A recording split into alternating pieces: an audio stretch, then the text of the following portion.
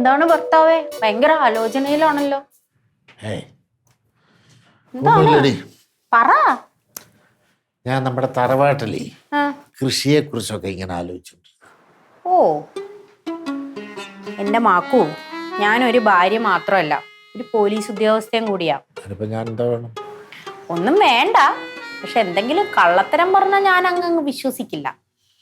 നിങ്ങളിപ്പോ നാട്ടിലെ കൃഷിയെ കുറിച്ചൊന്നും അല്ല ആലോചിക്കുന്നതെന്ന് എനിക്കറിയാം. നിങ്ങളുടെ പെങ്ങളെ കുറിച്ചും പെങ്ങളെ തള്ളിയിട്ട് എന്നെ കുറിച്ചും അല്ലേ ചിന്തിക്കുന്നത്?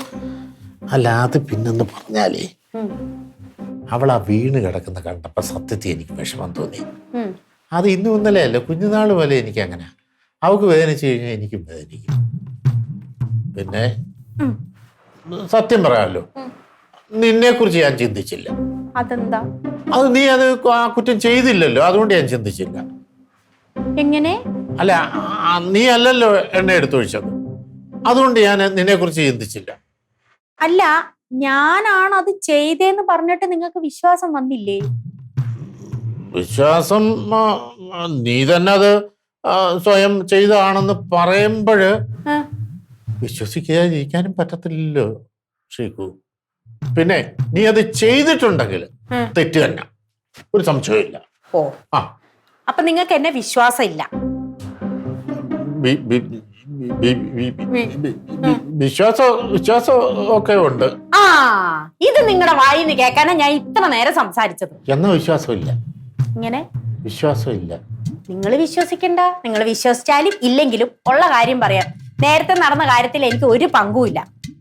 പക്ഷേ നിങ്ങളുടെ പെങ്ങളെ ഞാൻ ഇനി തള്ളിയിടും. അയ്യോ, അങ്ങനെ ചെയ്യും.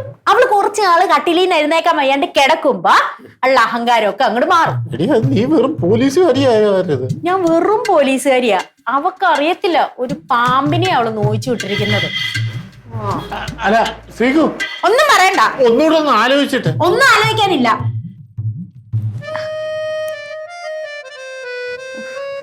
എങ്ങനെയുണ്ടമ്മ? നല്ല കുറവുണ്ട്. ഒരു ഗുളിയും കഴിച്ച് കുറെ തൈലം ഇട്ടതിന് ശേഷം. അമ്മ എന്ന് അടുക്കളയിൽ കയറണ്ട, ഞാൻ അച്ഛനെ വിളിച്ച് പറഞ്ഞു. മക്കളെ, ഇത് എങ്ങനെ സംഭവിച്ചെന്ന് നോക്കറിയാമോ? നോക്ക്, സത്യം പറഞ്ഞാ മക്കളെ. അമ്മ ഒന്നും പറയാൻ വരണ്ട, എനിക്കറിയാൻ കാര്യമൊക്കെ. ഞാൻ പറയണമെന്ന് നീ കേളു മക്കളെ. അത് അവളെ ചെയ്തൊന്നും അല്ല. നിങ്ങൾ എല്ലാരും കൂടെ അവളെ വെളുപ്പിക്കാൻ വേണ്ടി നടക്കണം. എന്തിനാ? എനിക്ക് കാര്യങ്ങളൊക്കെ മനസ്സിലാവുമല്ലോ. എന്തിനാ ഇത് പറയേണ്ട ആവശ്യം? അമ്മ പിന്നെ മാമിയെ വെളുപ്പിക്കാൻ വേണ്ടിട്ടൊന്നും അല്ല. പിന്നെ എന്തോ പറയാം? നടന്ന കാര്യമാണ് ഇവിടെ പറയുന്നത്. നടന്ന കാര്യം നേരത്തെ നടന്നതല്ലാതെ എന്തെങ്കിലും നിങ്ങൾക്ക് പുതിയതായിട്ട് പറയാനുണ്ടോ? ഒന്നും പറയാനില്ലല്ലോ. നേരത്തെ നടന്നത് തന്നെ മക്കളെ ഞാൻ പറയണത് കേള്. ഇത് സത്യമാണ്. ഇവിടെ ഞാൻ പറഞ്ഞ മക്കളെ, നീ എണ്ണ ചൂടാക്കി കൊണ്ടുപോകാന്ന് കൊടുത്ത് ഇവള് കയ്യിലെടുത്ത് താഴെ വീണ് അത് തുടയ്ക്കാനായിട്ടാണ് ഞാൻ കിച്ചണിലോട്ട് പോയത്. എന്റെ കയ്യിലൊരു ടൗലിരുന്ന് അമ്മ കണ്ടു? ഞാൻ കണ്ടില്ല. ഞാൻ കാണിച്ചമ്മേ. അപ്പോഴത്തെ ദേശത്തിൽ അമ്മ ശ്രദ്ധിക്കാത്തായിരിക്കും. അല്ലാതെ അവള് ചെയ്തതൊന്നും അല്ല മക്കളെ. അവള് ചെയ്തതല്ല എന്ന് പറഞ്ഞാൽ എല്ലാരും കൂടെ ഒന്ന് വെളുപ്പിക്കുന്നുണ്ടല്ലോ. എന്റെ ആവശ്യമൊന്നുമില്ല, ഞാൻ വിശ്വസിക്കൂല. അയ്യോ എന്റെ പൊന്നു മക്കളെ, നീ അങ്ങനെ പറയല്ലേ. നോക്ക്, എനിക്ക് അവള് നീ ഒന്നുമല്ല തന്നെ. എനിക്ക് രണ്ടായിട്ട് ഞാൻ കാണുന്നില്ല.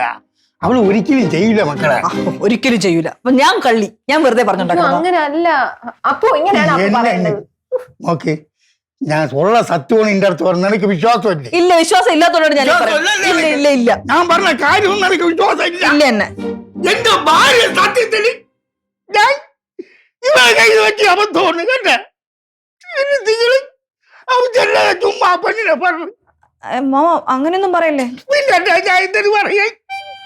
അല്ല മാമ മാമിയെ പിടിച്ചൊന്നും പറയുന്നു. ഞാനേ എനിക്കറിയാം അപ്പം വന്ന ദേഷ്യത്ത് ഞാൻ എന്തൊക്കെയോ വിളിച്ച് പറഞ്ഞതാണെന്ന്. ഞാൻ ഇത്തിരി ഓവറായിരുന്നു, സത്യം എനിക്ക് മനസ്സിലായി. പക്ഷെ പിന്നെ ആ വീട് കഴിഞ്ഞപ്പോ പിന്നെ ഞാൻ അങ്ങനെ പറയാതിരിക്കാൻ പറ്റൂ? ഇപ്പൊ അമ്മയ്ക്ക് സത്യം മനസ്സിലായല്ലോ. എന്ത് നേടായി? മാമൻ കരയൊന്നും വേണ്ട, മനസ്സിലായി മാമ. കുഴപ്പമില്ല. ഞാൻ എന്തു ചെയ്യണമെന്നാണ് നിങ്ങൾ പറയണേ? ഇപ്പൊ അമ്മയുടെ ഭാഗത്തല്ലേ മിസ്റ്റേക്ക് പറ്റിയ. അമ്മ ഒരു സോറി പറഞ്ഞ തീരാന്നുള്ള. മാമൻ കരയല്ലേ? നിങ്ങളെല്ലാം സോറി പറയണമെന്നാണ് പറഞ്ഞത്. ഞാൻ സോറി പറയാം.